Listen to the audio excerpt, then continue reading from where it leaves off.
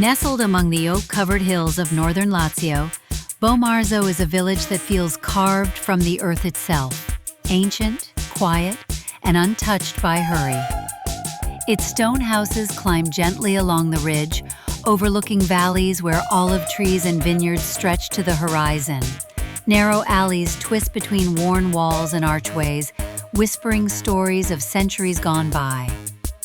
In the heart of the town stands the Palazzo Orsini, a noble residence turned silent sentinel, its windows watching the rhythms of village life below.